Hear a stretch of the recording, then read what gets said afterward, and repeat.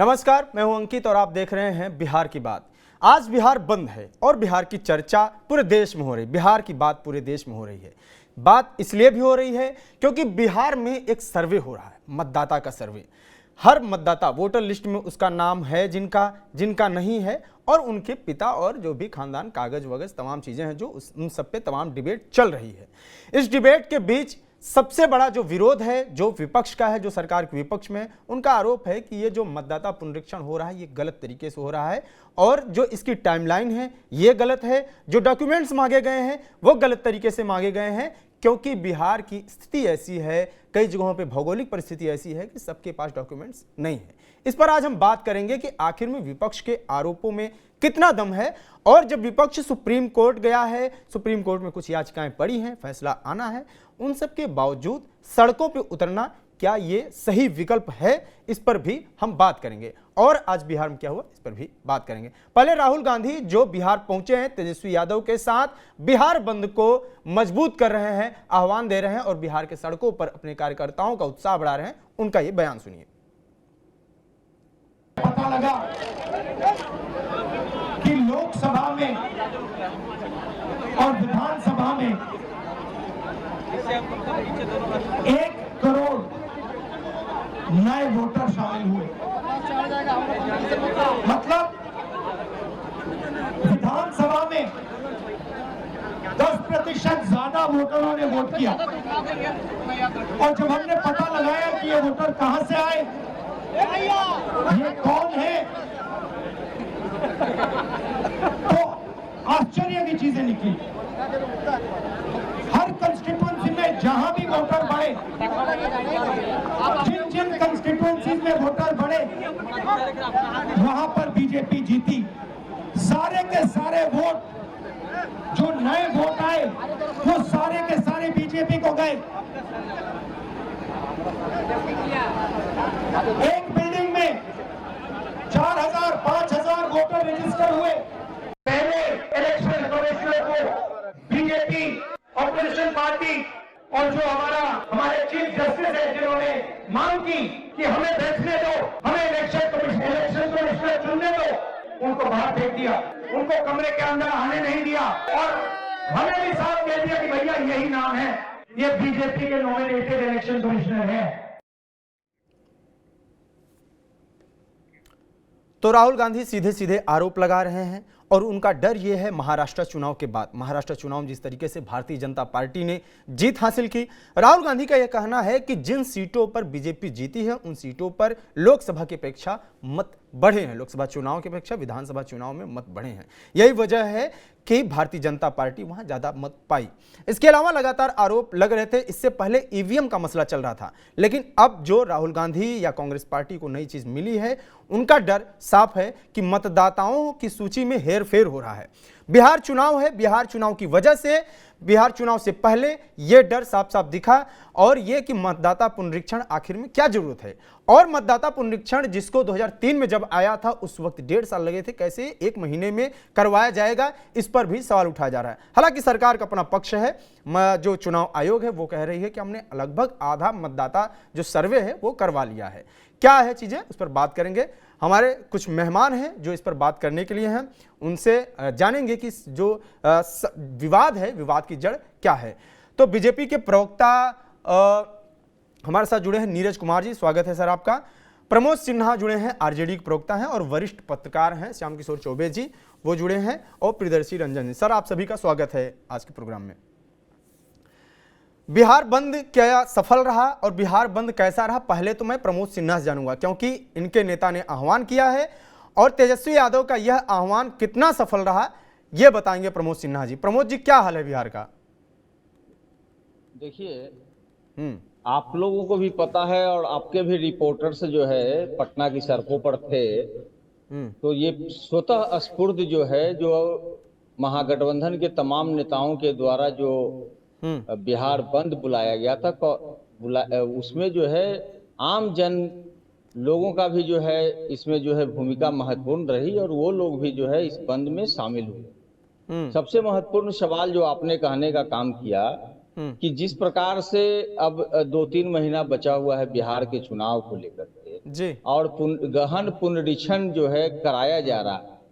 तो ये सवाल खुद दायरे में आ जाता है कि जब आप बिहार के 8 करोड़ मतदाताओं का विशेष रूप से सत्यापन करना है तो आप कैसे कर पाएंगे। अब सवाल उठता है कि बिहार की जो भौगोलिक स्थिति है, 73% जो एरिया है वो बाढ़ प्रभावित क्षेत्र है, और संसद के ही पटल पे ये बातें जो है रखा गया है कि 2,90,00,000 लोग जो है बिहार से दूसरे राज्यों में पलायन कर गए हैं अपने रोजी रोटी के तलाश में। ठीक है। तो ये दोनों बातें जो है वो महत्वपूर्ण है कि कैसे इतने कम समय में वो लोग बिहार आएंगे और अपना मतदाता सूची का सत्यापन करा पाएंगे। और जिन इलाकों में बाढ़ की स्थिति अमूनन बनी हुई है उन इलाकों के लोग जो बाढ़ के दिनों में आप देखते हैं कि तटबंध उनका सहारा होता है, तटबंधों पर किसी तरह प्लास्टिक का जो है बसेरा बना करके वो लोग रहते हैं, उन लोगों के पास से कैसे वो जो जिन डॉक्यूमेंट्स की जो बात कही जा रही है, जो दस्तावेज मांगे जा रहे हैं, आप देखिए कुछ दिन पहले तक ही जो है आधार को वोटर लिस्ट से लिंक कराया जा रहा था, लेकिन आज आधार को मान्यता नहीं मिल रही है, न पैन कार्ड को मान्यता मिल रही है, न वोटर कार्ड को मान्यता मिल रहा है, न ड्राइविंग लाइसेंस को मान्यता मिल रहा है, न मनरेगा कार्ड को मान्यता मिल रहा है। तो सवाल उठता है जो लोगों के पास अमूनन उपलब्ध जो दस्तावेज है उसको उसमें शामिल नहीं किया गया। 11 वैसे दस्तावेज मांगे जा रहे हैं जिनमें 3 महत्वपूर्ण दस्तावेज के बारे में हम बतलाना चाहते हैं। एक तो जन्म प्रमाण पत्र मांगे जा रहे हैं, दूसरा मांगा जा रहा है मैट्रिक का सर्टिफिकेट। तो बिहार में साक्षरता दर क्या है ये आपको बतलाने की जरूरत नहीं है कि बिहार में साक्षरता दर देश स्तर पर सबसे नीचे स्तर पर है।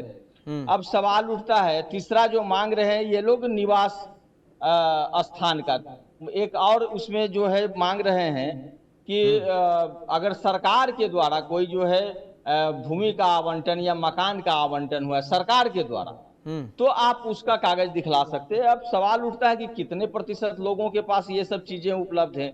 भारत सरकार का ही जो आंकड़ा कहता है NFSH 3 के अनुसार 2001 से 2005 में जन्मे बच्चों में केवल 2.8% के पास जन्म प्रमाण पत्र था।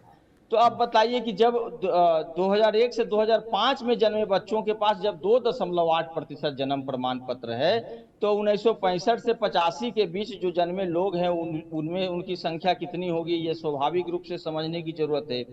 अगर आप मैट्रिक प्रमाण पत्र की बात करते हैं तो NFSH 2 के अनुसार आज 40 से 60 वर्ष के पुरुषों में केवल 10 से 13% ने हाई स्कूल की पढ़ाई पूरी की है। जाति प्रमाण पत्र मांगा जा रहा है तो ये आप समझ लीजिए कि कितने प्रतिशत। इंडियन ह्यूमन डेवलपमेंट सर्वे 2011-12 के अनुसार अनुसूचित जातियों के लगभग 20% और अन्य पिछड़ा वर्ग के लगभग 25% लोगों के पास जाति प्रमाण पत्र था। और उच्च जातियों में तो जाति प्रमाण पत्र अमूमन बनते ही नहीं है। तो ये समझने वाली बात है कि जिन दस्तावेजों को महत्व दिया जा रहा है उन दस्तावेजों की संख्या लोगों के पास नगण्य है। अब देखिए चुनाव सर पर है, आप कह रहे हैं कि हम 25 दिन में इसको करा लेंगे, लेकिन कैसे करा लेंगे ये बहुत बड़ा सवाल है। तो सवाल तो जो शक जो शंका जो नहीं तो 25 दिन में करा लेंगे, सवाल ये है, ये भी एक बड़ा सवाल है कि 25 दिन में करा लेंगे कि 15 दिन में करा लेंगे। ये तो काम सरकार का है, ये तो इलेक्शन कमीशन का काम है और वो कह भी रहा है कि लगभग हम आधा सर्वे करा चुके हैं और आगे जो समय तारीख है उस तक हम करा लेंगे। पहली चीज।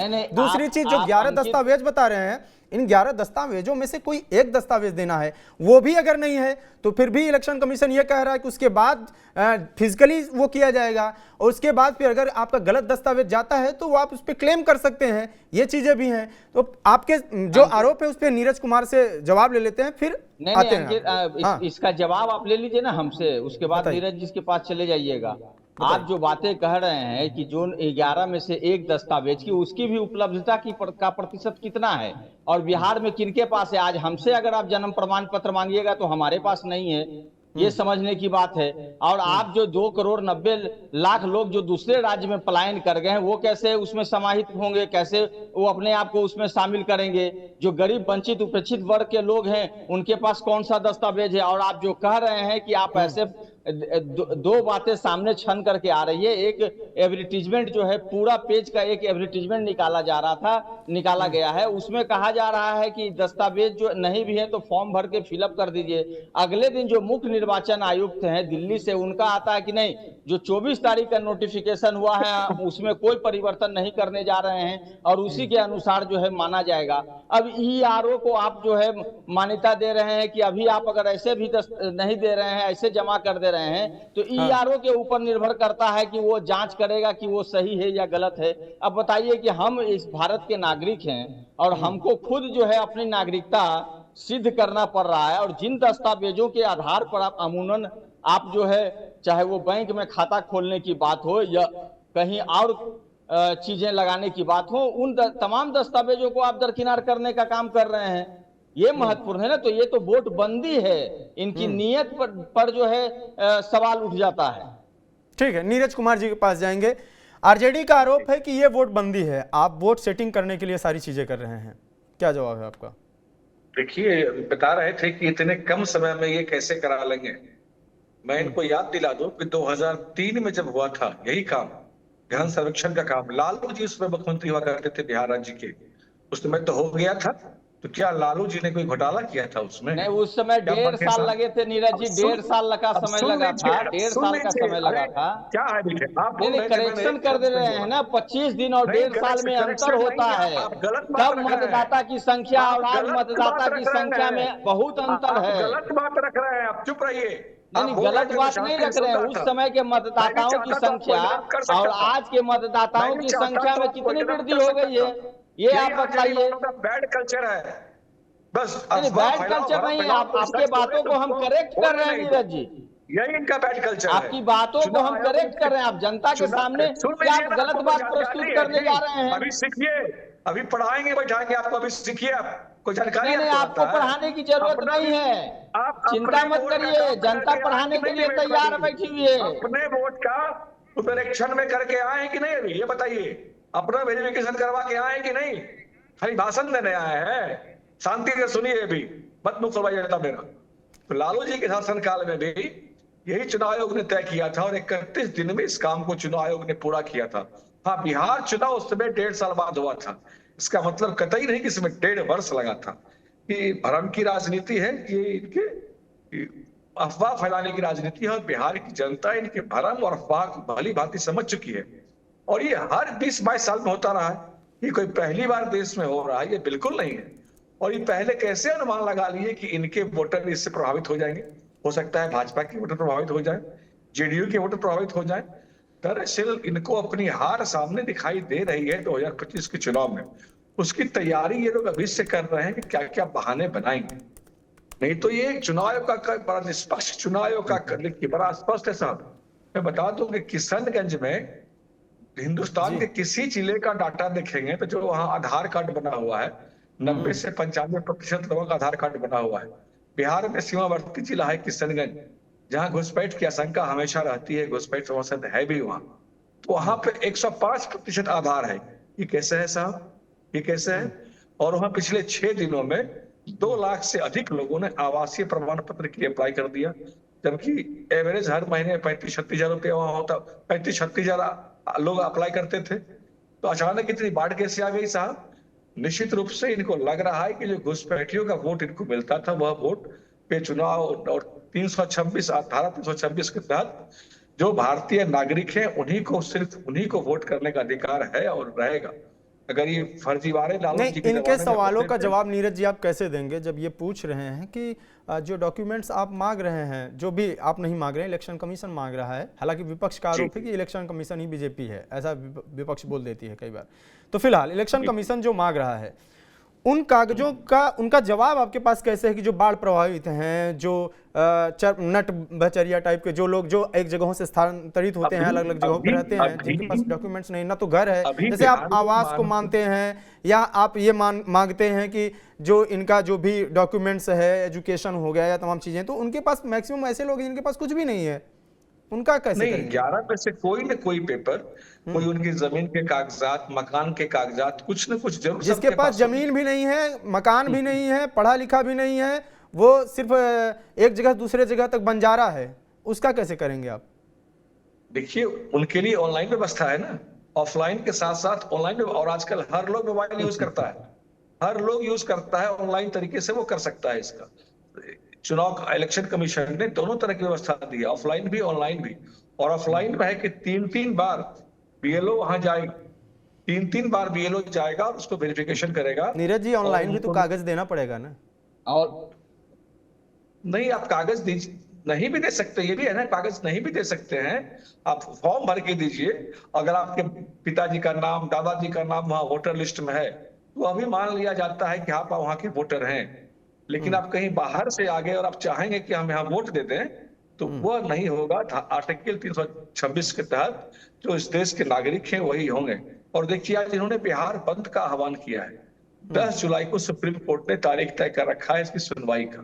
तो क्या इनको सुप्रीम कोर्ट पर भी भरोसा नहीं है?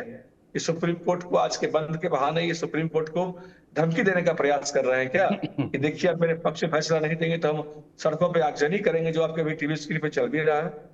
ये दरअसल ये गुंडागर्दी वाले लोग हैं, गुंडागर्दी करने वाले लोग हैं, जंगल राज वाले लोग हैं ये लोग।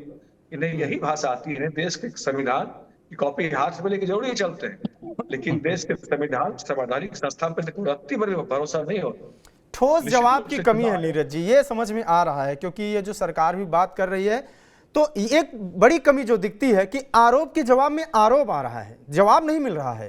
जो आरोप उधर से लगाया जा रहा है उसका जवाब में आरोप ही आ रहा है। जवाब में दे रहा हूं कि चुनाव आयोग हर 20-22 साल पे इस तरह का गहन सर्वे कराता है, पहली बार नहीं हो रहा है। नंबर 1, लालू जी के शासनकाल में भी, अब चुनाव आयोग की वेबसाइट पर चले जाइए, चुनाव आयोग ने डेट घोषणा किया था 25 जून से कुछ, और 31 दिन का टाइमिंग था उस टाइम, जबकि उस समय इतने संसाधन नहीं थे, इतने ऑनलाइन व्यवस्था नहीं थी, इंटरनेट नहीं थे, इतने तकनीक नहीं थे, एआई नहीं था। और आज तो सारी तकनीकों के साथ हम लोग चुनाव आयोग भी लैस है। श्याम किशोर जी के पास जाएंगे, कहीं कोई दिक्कत नहीं है।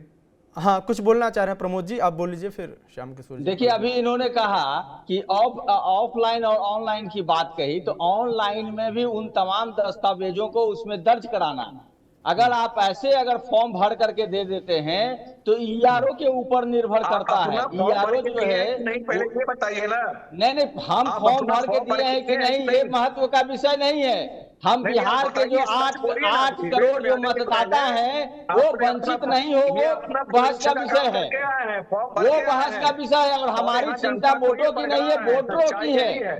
वो वोटर कोई भी है, हमारी चिंता है। आप उनके साथ जो है न्याय नहीं कर रहे हैं, उनके वोटों के वोटबंदी करने का आप काम कर रहे हैं। जिस प्रकार से आपने अचानक नोटबंदी लाने का काम किया था, उसी प्रकार से आप वोटबंदी करने का काम कर रहे हैं। आप चूंकि ये बौखलाहट क्यों है भारतीय जनता पार्टी में और एनडीए में, क्योंकि तमाम सर्वे में बिहार के जनमानस में जन विश्वास जो है हमारे नेता तेजस्वी प्रसाद यादव जी के पास है, आशीर्वाद उनको मिलने जा रहा है। इसी घबराहट में इस तरह का काम कर रहे हैं। और बीजेपी के लोग जो है चुनाव आयोग के प्रवक्ता के रूप में काम कर रहे हैं। ये करना आप लोगों का काम। अरे आप वोटों के आधार पर लड़ाई लड़िए ना, हिम्मत है तो क्यों नहीं लड़ते हैं? काम चुनाव आयोग का है और ये उसका संवैधानिक अधिकार है, वह कर रहा है। नहीं, चुनाव आयोग का है तो चुनाव आयोग क्या 25 दिन में करा लेगा क्या?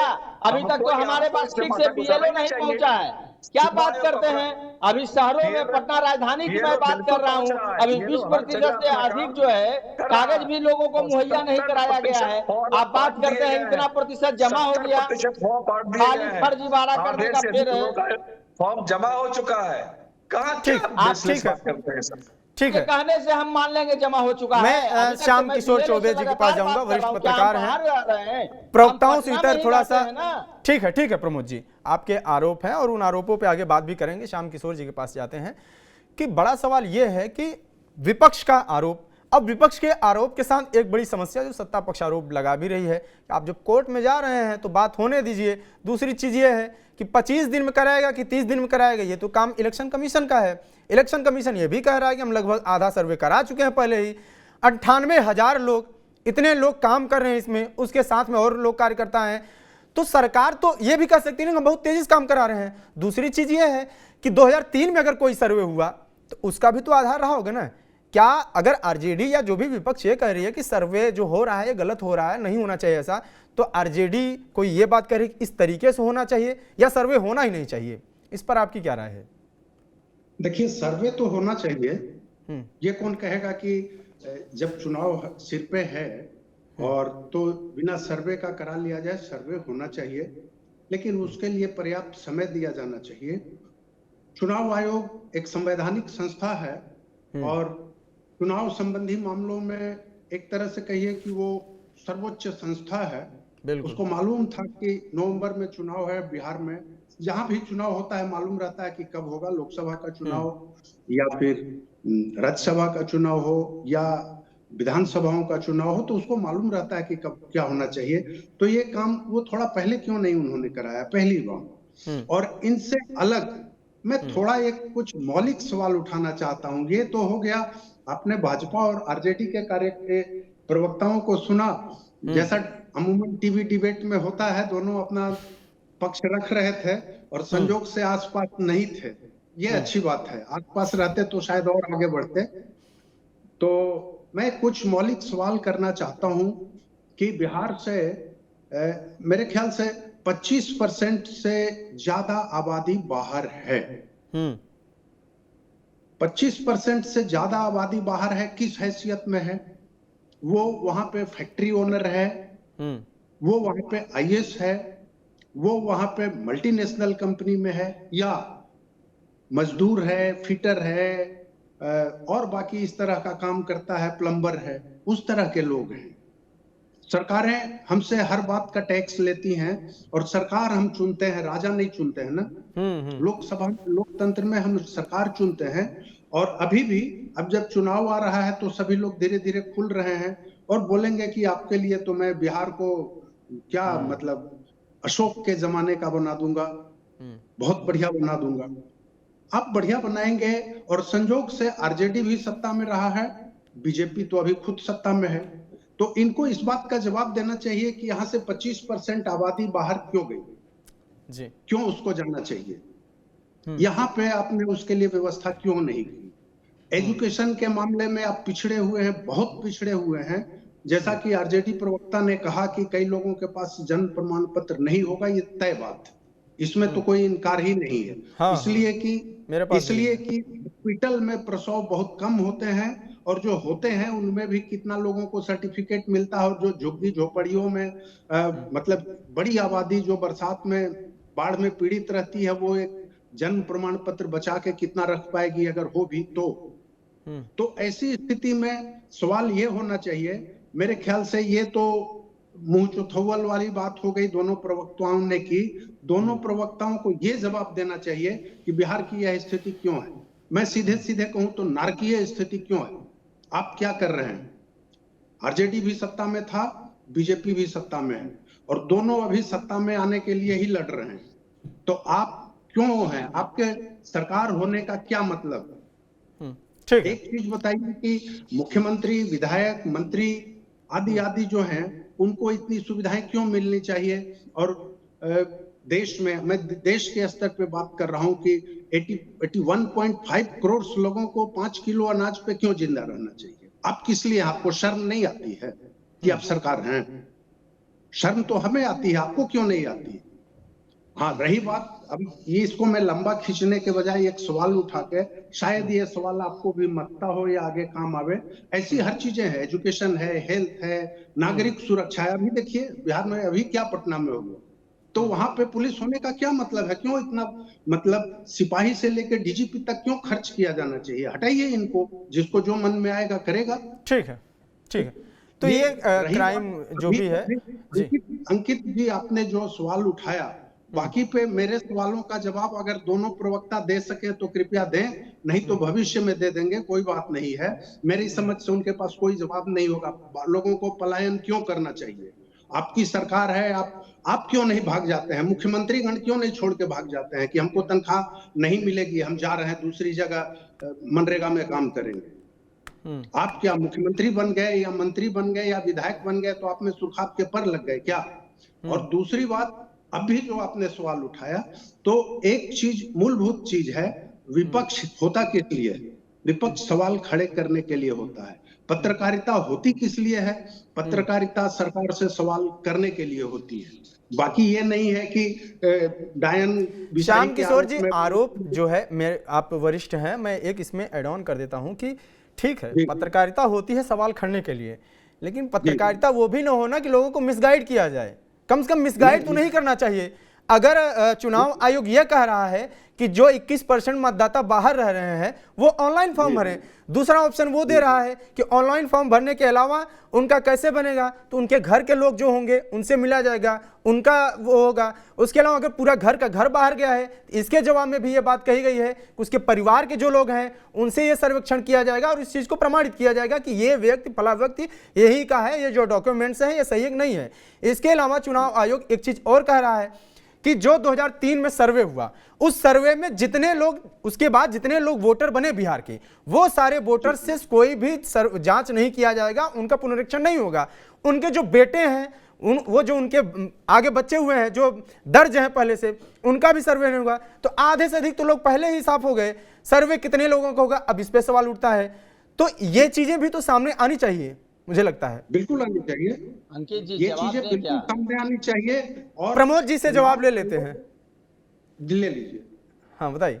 देखिए, आपने कहा अंकित जी कि जो 4.96 करोड़, हाँ, जो 2003 के मतदाता सूची में जिनका नाम दर्ज है, आपने उनके बारे में कहने का काम किया। ये बाद में चुनाव आयोग ने इसको कहा कि अगर उस 2003 का जो पुनरीक्षण जो हुआ था उसमें अगर मतदाता सूची में नाम है तो उनसे जो है दस्तावेज नहीं मांगे जाएंगे। 2003 की जो मतदाता सूची है उसी को जो है सत्यापन कर करके वो जमा कराते। लेकिन सवाल उठता है कि हर मतदाता को सत्यापन तो करना है। 8 करोड़ जो मतदाता है उसको भी वो फॉर्म फिलअप करना है। ऐसा नहीं है कि 4.96 करोड़ जो मतदाता है अगर उस सूची में नाम है तो स्वतः उनका जो है हो जाएगा और बाकी मतदाताओं को ही सत्यापन करना है। उनको भी फोटो लगाना है, 2003 का लिस्ट से उनको भी निकालना है, और जो वैकल्पिक उसमें जो नहीं सूची ये लेके जाएंगे। मैं इस पे करेक्शन कर दूं प्रमोद जी, ऐसा नहीं है कि नहीं। प्रमोद जी 2003 के पहले सूची में जिनका नाम था वो उनको देना नहीं है प्रमाण। ये सूची खुद इलेक्शन कमीशन के पास है, वो लेके जाएगी। नहीं अंकित जी और ये प्रमाणित करेंगे कि ये वही लोग हैं कि नहीं। हम लोग अंकित जी, हम लोग भी सामाजिक और राजनीतिक जीवन में हैं और जनता के बीच में रहते हैं, जनता की समस्याओं को देखते रहते हैं। ऐसा नहीं है कि मैं टीवी डिबेट में कह रहा हूँ। मेरा राजनीतिक अनुभव 30 साल से अधिक का है, बूथों पर रहने का भी अनुभव है। आज मैं अगर प्रवक्ता हूं पार्टी का, इस समय डिबेट कर रहा हूं, तो उस जगह से, प्रखंड से और वार्ड से चुनते हुए यहां तक पहुंचा हूं। ये बातें जो कह रहा हूं, तो वही बात मैं भी प्रमोद जी कह रहा हूं ना। प्रमोद जी वही बात मैं भी कह रहा हूं कि मेरा वोटर आईडी जो बना था पहली बार, मैं घर पे नहीं था, मेरे घर वालों ने ही बनवाया था। तो ये कैसे बन सकता है फिर? बिल्कुल अंकित जी, मैं वही कह रहा हूं कि उसमें आपको अपना फोटो जो है जिसका बैकग्राउंड व्हाइट होना चाहिए और कलर फोटोग्राफ उसमें आपको पेस्ट करना है। उनको भी, ये नहीं है कि जो 4.96 करोड़ मतदाता हैं उनको नहीं करना है, ऐसी बातें नहीं है। उनको भी उस सूची में, जो 2003 की जो सूची है, उसने चुनाव आयोग ने क्या कहा है कि उसको मैंने अपलोड कर दिया है, आप डाउनलोड कर दीजिए। मैंने भी अपनी सूची डाउनलोड की है। हाँ। ये उस सूची को डाउनलोड करने का मकसद क्या है कि उसका प्रिंट करा करके उसको आप अपने हाथ से अभिप्रमाणित करके उसमें लगा करके आप दस्तावेज को जमा करिए। ये सत्यापन 8 करोड़ मतदाता का होना है, ये आप तय कर लीजिए। नहीं तो क्या ये भी ना करें तो फिर कैसे होगा सर्वे? ये सवाल ये है ना। प्रियदर्शी रंजन के पास मैं जाऊंगा। सर्वे पर सवाल नहीं है, आपका फोटो भी नहीं लगाना चाहिए था। लोकसभा चुनाव के ठीक बाद इसको करा लिया जाता। हमको सर्वे पे कहीं कोई दिक्कत आपत्ति थोड़े है, लेकिन उसके लिए पर्याप्त समय मिलना चाहिए था लोगों के पास। अब जैसे होली में, छठ में लोग आते हैं अपने घरों में, उस दौरान जैसे वो अपना कागज का, दस्तावेज का सत्यापन करा सकते थे आसानी से। लेकिन आपने जो समय चुना है, 25 दिनों का मात्र जो समय चुना है, मौसम अभी जो है मानसून बारिश का समय है, आप बताइए कैसे लोग करेंगे? आप खुद जो है एक मतदाता, जो गरीब मतदाता है, उनके रूप में अपने आप को ठहरा करके देख लीजिए, आपको तमाम समस्याएं से आप खुद अवगत हो जाएंगे। विचित्र सवाल है। बताइए नीरज जी, आप बताइए, समय तो है नहीं 25 दिन में, फिर कैसे? बिल्कुल आपके समय लिए है तो सर, आसान है, आप तो 98,000 नहीं, आप 2 लाख की फोर्स लगा दीजिए, आपका सरकार है, लेकिन लोग कैसे लाएंगे इतनी जल्दी? अरे सरकार थोड़ी ये काम करवा रही है, काम चुनाव आयोग करवा रहा है। आप ये स्पष्ट हो रहे हैं, चुनाव आयोग का काम है और सरकार मैं इसमें इंटरफेयर बिल्कुल नहीं करती। सरकार का ही एक पार्ट होता है। नंबर 2 बात, 2024 के लोकसभा चुनाव में बुरी तरह हारने के बाद इसी तेजस्वी यादव ने चुनाव आयोग से मांग की थी कि बहुत सारे बोगस वोटर, फर्जी वोटर हैं, आपको इसका पुनरीक्षण करना चाहिए।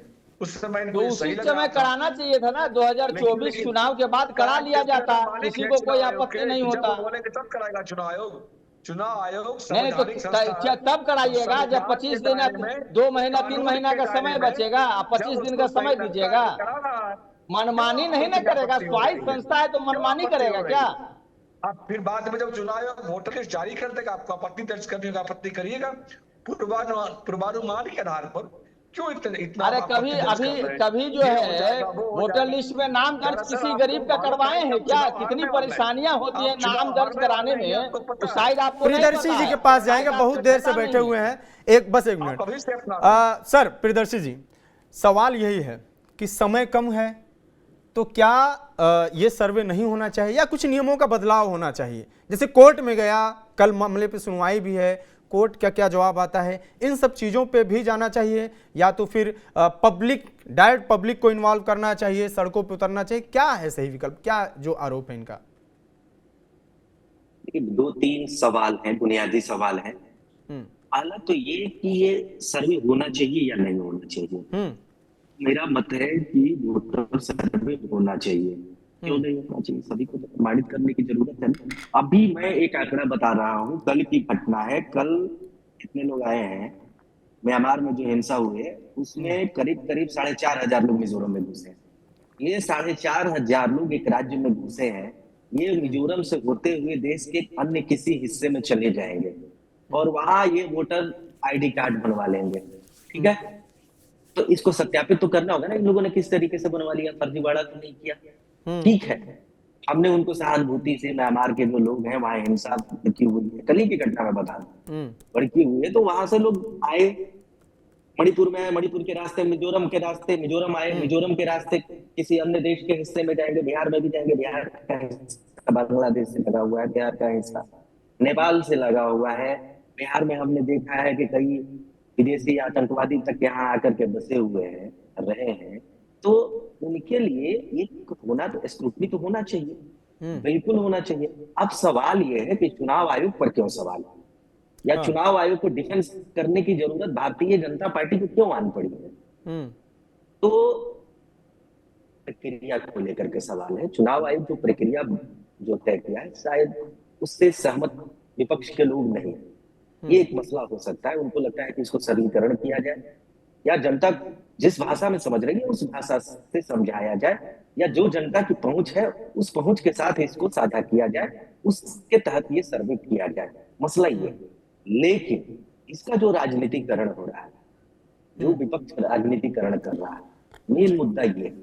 मैं कह रहा हूं कि आप पिछले 5, 7, 8 वर्षों में देख लीजिए, चुनाव आयोग पर कितने सवाल खड़े हुए हैं।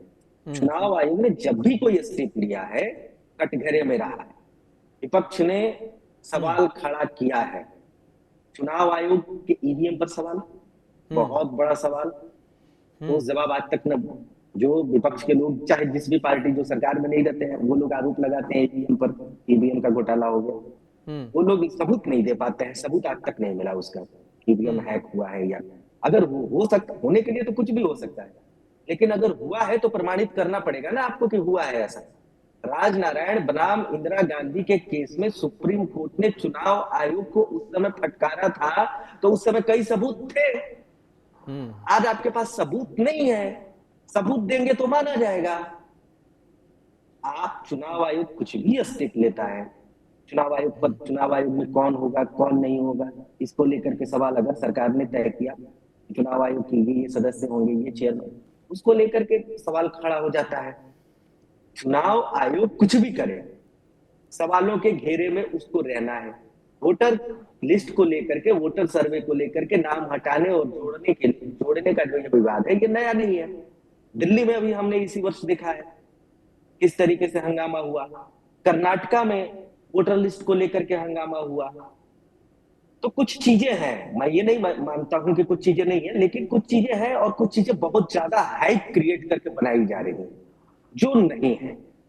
सवाल अगर इतना सा है चुनाव आयोग से कि इस प्रक्रिया का सरलीकरण किया जाए तो सरलीकरण कर दीजिए। चुनाव आयोग ने तो कहा है कि जिसका 1 जुलाई 1987 से पहले जन्म हुआ है उसको प्रमाण देने की जरूरत नहीं है। नहीं है। अगर मान लिया जाए कि सबको अगर देने की जरूरत पड़ रही, चुनाव आयोग जनता की मांग पर, ऐसा नहीं है कि वो लाठी के हिसाब से चलने वाली कोई संस्था है, बौद्धिक संस्था है, संवैधानिक संस्था है। कहीं ना कहीं जनता अगर परेशान होगी, सोचेगी, तो उस प्रक्रिया में निश्चित तौर पर चुनाव आयोग बदलाव कर देगी। इसके लिए हंगामा बरपाने की जरूरत मुझे नहीं लगता है कि है, क्योंकि इससे आप संवैधानिक संस्था, ये तो पार्टी नहीं है ना चुनाव आयोग। अगर चुनाव आयोग को बार बार इसी तरीके से आप कटघरे में खड़ा करते रहेंगे, किसी भी इंस्टीट्यूशनल बॉडी को अगर आप बार बार कटघरे में खड़ा करते रहेंगे, तो आपके हालात पाकिस्तान जैसे हो जाएंगे। पाकिस्तान में कोई भी संस्था विश्वसनीय नहीं है, उसकी विश्वसनीयता पर सवाल है, और आप क्या वो स्थिति में ले जाना चाहते हैं? ऐसी स्थिति पैदा नहीं हो। जी ठीक।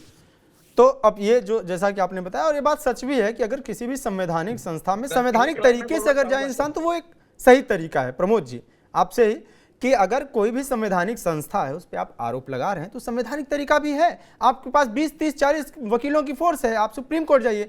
अब अगर आप ये कह रहे हैं कि मुझे सुप्रीम कोर्ट पे भी भरोसा नहीं है, जनता में एक संदेश जा रहा है, जन जन तक संदेश जा रहा है कि गलत तरीके से चीजें हो रही हैं, चुनाव आयोग भ्रष्ट है, ईडी, सीबीआई जो भी चीजें भ्रष्ट है, ये जा रही है।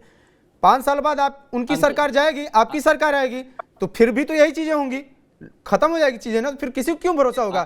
फिर तो आप भी वही करवाएंगे, ऐसा आरोप लग सकता है। आपकी बात का जवाब दे देते हैं अंकित जी, हो गया, हम समझ गए आप जो कहना चाह रहे हैं। पहले तो प्रियदर्शी जी ने 2 सवाल महत्वपूर्ण उठाने का काम किया, और दोनों सवाल जो है कटघरे में उन्होंने भारतीय जनता पार्टी को खड़ा करने का काम किया है। एक सवाल तो उन्होंने कहा कि दूसरे राज्य से, जो दूसरे देश से लोग जो है प्रवेश कर गए हैं, तो आखिर जो सीमा सुरक्षा की जवाबदेही और जिम्मेवारी किनके पास है? ये बहुत महत्वपूर्ण सवाल है। कैसे दूसरे देश के लोग हमारे सीमा में घुस रहे हैं? ये 11 वर्षों से। नहीं, प्रमोद जी, मिजोरम में जो लोग म्यांमार से लोग आए हैं 4,500, वो शरणार्थी बन के आए हैं, लीगल तरीके से उनकी एंट्री हुई है। मैंने इलीगल वाली बात नहीं कही थी। आप आरजेडी के बहुत सुलझे हुए प्रवक्ता हैं, मैं आपका बहुत सम्मान करता हूं, लेकिन मेरी बातों को प्रियदर्शी जी, नहीं, तो बात जिस तरीके से आपने कहा, मैंने उसी को उठाने का काम किया। आपने कहा अभी जो वोटर लिस्ट के बारे में कि वो आ गए और वोटर लिस्ट बना लेंगे, तो वोटर लिस्ट बनाते समय भी दस्तावेज देने की आवश्यकता होती है। तो जांच कौन करता है और किस तरीके से जांच होती है कि वोटर लिस्ट बन जाता है? अब ये वोटर लिस्ट कौन बनाता है? आखिर वो तो चुनाव आयोग ही बनाता है ना। चुनाव आयोग के द्वारा ही तो वोट मतदाता जो कार्ड होता है वो बनता है। तो सवाल पे तो वही आ जाएगा। मैं थोड़ा बोला हूँ तो थोड़ा कम, शायद कम, मैं पूरी बात को नहीं रख पाया हूँ, हो सकता है। नहीं, मैं एक चीज और ऐड कर देता हूँ कि 2029 तक चुनाव आयोग का लक्ष्य है कि पूरे देश में वोटरों की स्क्रूटनी हो जाए। ये सिर्फ बिहार नहीं है, अन्य राज्यों में भी ऐसा होना है। पश्चिम बंगाल में भी आगे चल के होगा, असम में भी ऐसा चल के होगा। ये सिर्फ बिहार में नहीं होना है। प्रमोद जी, प्रियदर्शी जी, देखिए, जो गहन पुनरीक्षण होता है या होते आया है, उसके विरोध में हम लोग कतई नहीं है। मैं पहली बार आपको बतला दे रहा हूं। लेकिन इसका जो टाइमिंग है ना, जैसे मान लीजिए लोकसभा का चुनाव हुआ और लोकसभा चुनाव के उपरांत जो है अगर विपक्ष के नेताओं ने यह मांग किया तो काफी लंबा समय था ना, 1.5 साल का वक्त था। उस दौरान हम लोगों चुनाव आयोग को यह काम कराना चाहिए था। लेकिन अब जब चुनाव नजदीक है और आपने 1 जनवरी को जो है प्रकाशित भी कर दिया, जो उस समय तो आपने प्रकाशित कर दिया जो मतदाता सूची था, उसके बाद आप अचानक जो है, इसके पहले राजनीतिक दलों के लोगों से मिलने का भी काम हुआ, लेकिन उसमें भी आपने कुछ बतलाने का काम नहीं किया। लेकिन अचानक से आप ये ले आते हैं 24 तारीख को और कहते हैं कि आपको जो है 25 तारीख, अगले महीने की 25 तारीख तक ये सब कर लेना है। तो 8 करोड़ मतदाता है ना, आप सारी चीजों को देखिएगा ना, जो संदर्भ है, जो बिहार के अनुकूल है, बिहार के परिप्रेक्ष्य में है, उसको भी तो ध्यान में रखना है। यह ऑफिशियल डाटा है 2,90,00,000 का। अभी श्याम किशोर जी ने बहुत एक चीज और मैं जोड़ देता हूं, उठाने का काम किया था। जब आपने प्रियदर्शी जी एक सेकंड कंटिन्यू कर ले, फिर भुला जाएंगे, एक सेकंड रुक जाइए ना।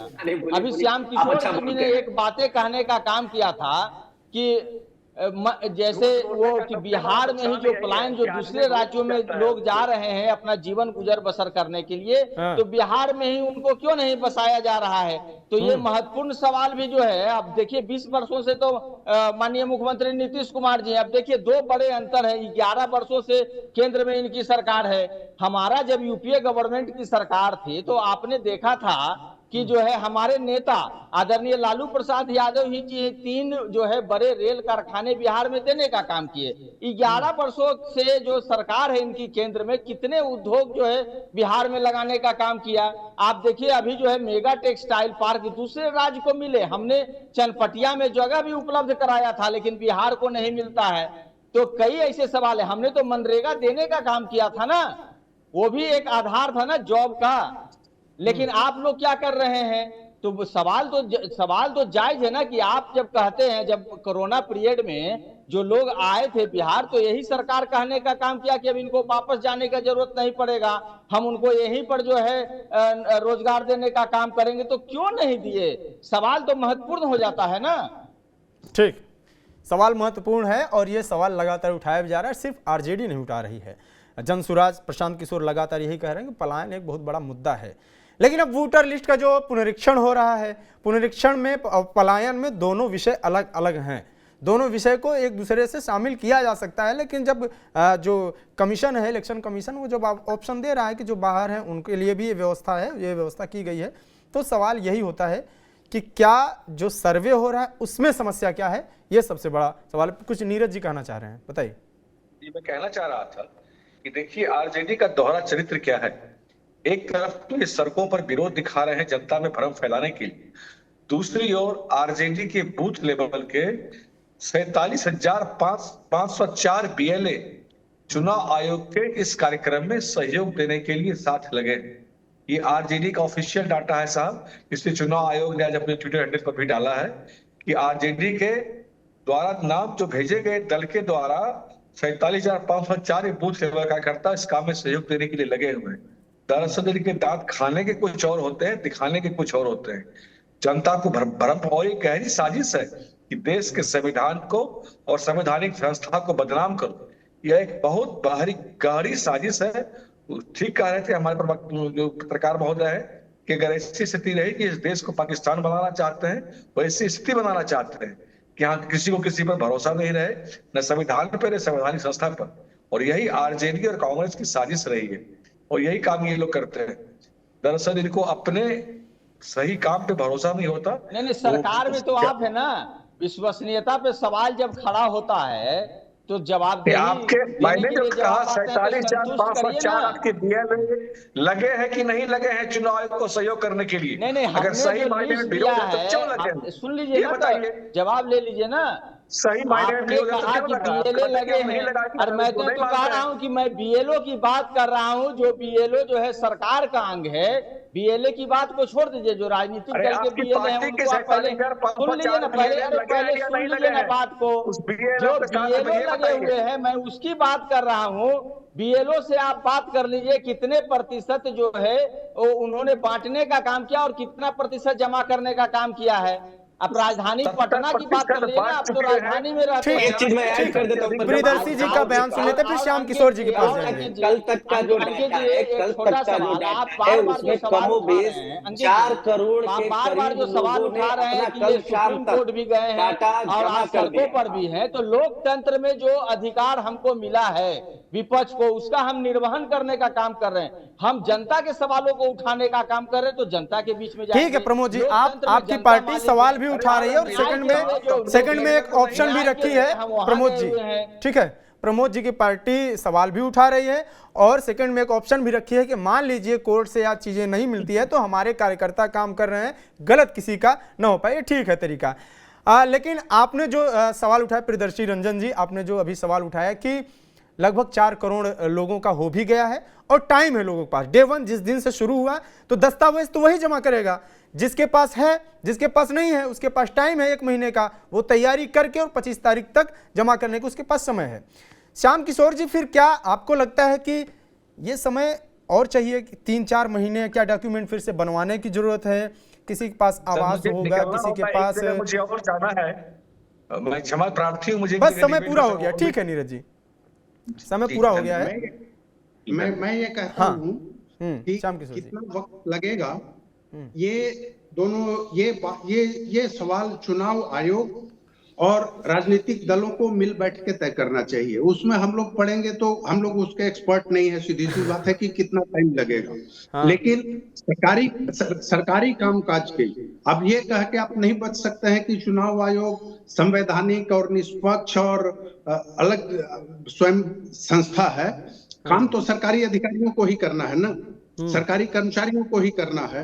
वो कितने स्पीड से काम करते हैं, अगर बहुत अच्छा काम करते हैं, बहुत अच्छा टीचर पढ़ाते हैं, बहुत अच्छी स्वास्थ्य सुविधा है और रोजगार की सुविधा है, तो लोग बाहर ही क्यों जाते हैं? हम तो इससे नापतोल कर रहे हैं। दूसरी बात, जो बातें उठाई प्रियदर्शी जी ने, भाजपा प्रवक्ता ने, सबने उठाई, और जो आशंका है कि जो बाहर के जो मतदाता हैं वो वोट कर सकते हैं, बाहर के इन द सेंस कि non Bihari and non Indian दोनों। और इस संबंध में एक सवाल मैं छोड़ जाता हूं कि अगर वहां पे नॉन इंडियन लोग हैं, जैसा कि कुछ महीने पहले, 6 महीने पहले, 7-8 महीने पहले झारखंड में चुनाव हुआ था, तो बड़ी जोर शोर से भाजपा ने सवाल उठाया था कि यहाँ बांग्लादेशी वोटर बहुत हैं और वही जिताएंगे, इस तरह की बातें। हो सकता है वहां भी ये शंका हो या हो, घुसपैठ हो, तो आरजेडी प्रवक्ता ने जो सवाल उठाया, मेरी समझ से वो जायज है कि वहां पे विदेशी लोग कैसे आ रहे हैं तो कैसे स्थापित हो जा रहे हैं, इसका जवाबदेह कौन है? ये जवाब पॉलिटिकल है और पॉलिटिकल लीडरशिप को ही तय करना चाहिए, वो सत्ता में हो चाहे विपक्ष में हो। रही बात अब मतदाताओं की हेरफेर की, तो वो तो होते रहता है और होगा। अभी का जो आपने बहुत इंपॉर्टेंट सवाल उठाया है कि टाइमिंग का सवाल, तो मेरी समझ से चुनाव आयोग और पॉलिटिकल पार्टीज को मिल बैठ के तय करना चाहिए। अगर ऑब्जेक्शन है तो थोड़ा टाइम बढ़ावें, लेकिन इनके पास टाइम नहीं है, कहां बढ़ाएंगे? सवाल तो यही उठ रहा है ना कि लोकसभा चुनाव हुआ था, उसके तुरंत बाद आप इसको करा देते, टाइम हो जाता, काफी टाइम हो जाता, काफी टाइम मिल जाता। यही डिबेट का जो विषय है, यही इसी के लिए बनी है सुप्रीम कोर्ट, और सुप्रीम कोर्ट में लोग अर्जी देते हैं। ये भी एक मजबूत पक्ष है, जो कि विपक्ष के पास एक हथियार भी है कि वो सुप्रीम कोर्ट में जाए, न्यायालय का दरवाजा खटखटाए और इस पे बहस करे, चुनाव आयोग से यह सवाल करे कि आप इतनी कम समय में कैसे कर सकते हैं, या ये समय कम है कि पर्याप्त है। ये चुनाव आयोग इसका जवाब देगा, और चुनाव आयोग जवाब देगा, मीडिएटर होगा कोर्ट जवाब देगा। लेकिन ये जो सवाल है कि क्या सड़कों पर वाकई उतरना चाहिए, वो भी जबकि 2 दिन बाद फैसला आना चाहिए, तो इसमें ये सवाल हो रहा है कि ये कहीं ना कहीं एक पॉलिटिकल एजेंडा भी है, जिसमें एक तरफ तो ये चल रहा है कि महाराष्ट्र में वोटर्स को बढ़ाया गया, एक तरफ ये सवाल चल रहा है कि महाराष्ट्र में वोटर्स को बढ़ाया गया, और दूसरी तरफ यह है कि पुनरीक्षण भी न हो, तो पता कैसे चलेगा कि वोटर्स को बढ़ाया गया या घटाया गया? प्रियदर्शी रंजन कुछ कहना चाह रहे थे। केवल एक लाइन। हाँ सर, देखिए ये जो विरोध प्रदर्शन है, मैं उसके खिलाफ नहीं बोल रहा हूँ। पहले गैस का दाम बढ़ता था तो लोग चूड़ी सिंदूर भेजते थे और गैस सिलेंडर लेके सड़क पे कौन लोग उतरते थे, आज क्यों नहीं उतरते? तो ये पॉलिटिकल पार्टी जो विपक्ष है, तो विपक्ष तो करेगा, हम अब चाहे जितना डिबेट कर ले, ये उनकी कहिए कि राजनीति करने की मूल आत्मा है और वो विरोध करेंगे। प्रियदर्शी जी क्या कह रहे थे आप? अंतिम एक जवाब, बस समय खत्म है। बस अंतिम कहना चाहता हूँ, प्रमोद जी बहुत अच्छा बोलते हैं, इनकी मैं तारीफ करता हूँ अक्सर, लेकिन मैं इतना, इनकी बातों से मैं थोड़ा सा मतलब इस तरीके से थोड़े ये नाराज से हो जाते हैं, लेकिन मैं इनको कहना चाहता हूँ कि ये आपका लोकतांत्रिक अधिकार है जो आप विरोध कर रहे हैं। हाँ। लेकिन मुझे लगता है कि आप जिस तरीके से आप समर्थन भी कर रहे हैं वोटर लिस्ट में नाम का जो है इसको लेकर के, तो कहीं ना कहीं आप द्वंद्व में हैं। द्वंद्व में इसलिए है कि कांग्रेस का ये एजेंडा है, राष्ट्रीय एजेंडा है कि चुनाव आयोग के खिलाफ मुझे जाना है, तो शायद आप कांग्रेस के दबाव में ये काम कर रहे हैं। ऐसा हो सकता है। लेकिन आपके विरोध प्रदर्शन लोकतांत्रिक तरीके से कोई भी विरोध प्रदर्शन होता है वो लोकतंत्र के हित में है, लोकतंत्र के स्वास्थ्य के लिए हित में है। अगर ये विरोध प्रदर्शन लोग सड़क पर ना आए अपने मुद्दों को लेकर के, तो यकीन मानिए लोकतंत्र खत्म हो जाएगा। चलिए, बहुत बहुत धन्यवाद प्रियदर्शी जी, प्रमोद जी और श्याम किशोर चौबे जी, आप सभी का जुड़ने के लिए। तो कुल मिला के जो एक बड़ी बहस चल रही है वो यही है कि क्या बिहार में मतदाता पुनरीक्षण का जो तरीका है वो सही है या गलत है। इसका जवाब सुप्रीम कोर्ट में भी आएगा और इस पर आपकी क्या प्रतिक्रिया है, क्योंकि आप सभी दर्शक बिहार के हैं और आपके घर बेलो पहुंच रहे हैं। किस तरीके से सर्वे हो रहा है, किनका सर्वे हुआ नहीं हुआ, इन सब के बारे में कमेंट बॉक्स में अपनी राय जरूर लिख सकते हैं। देखते रहिए हमारा शो बिहार की बात। नमस्कार।